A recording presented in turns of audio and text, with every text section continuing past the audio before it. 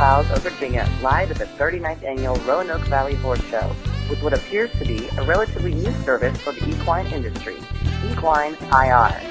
Ed, why don't we start by you telling me a little bit about how you became involved with EquineIR?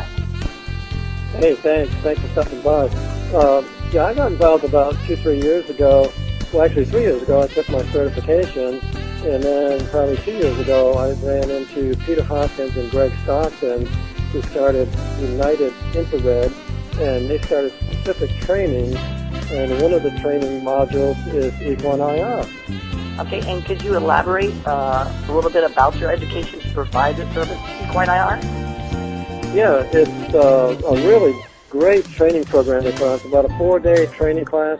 They have professional people such as farriers. They have veterinarians, and these people are familiar with infrared and thermography. They're certified, and so they understand both the horse veterinary side of it and the infrared side of it. Okay, and if I understand this correctly, to provide this service, you actually go to the barn or stables with your infrared imager and provide this non-invasive thermal imaging service on site. Is that right? That's correct. We go to the barn or the stable where the horse is. We bring our camera with us. It's small, not much bigger than a digital camera, really. So we're there, and the really great part about this service is the horse owner does not have to trailer the horse. Okay, and then after you're completed your imaging, who then interprets these images and then generates the final report? That's a great question. Once we get the images downloaded into the computer, we put it into a report form and electronically send it to a group, EquineIR, who, again, are trained veterinarians and farriers. They're trained with thermography as well as the veterinary side of it, the industry. So they're able to make good judgments, put it into their report, and send it back to the horse owner. Okay, and now that I have a little bit of a basic understanding regarding EquineIR, could you elaborate on some of the primary uses of this diagnostic tool? So that's a great question. We're seeing it being used for pre-purchase, imaging for hoof balance, track footing, pre-race imaging, or pre-event.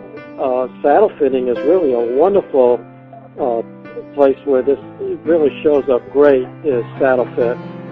Joint information, because with inflammation, typically it generates heat or warm, and this is exactly what the camera's picking up. So it's an early detection way, sometimes 2 weeks sooner than other avenues, to be able to pick up injuries in your horse. Okay, how does EquineIR differ from other diagnostic tools, such as, say, an X-ray? Well, X-ray is an anatomical.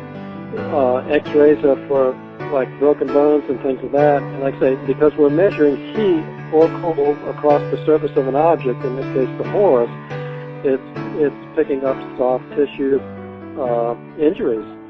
So this is something that's really beneficial to the horse owner.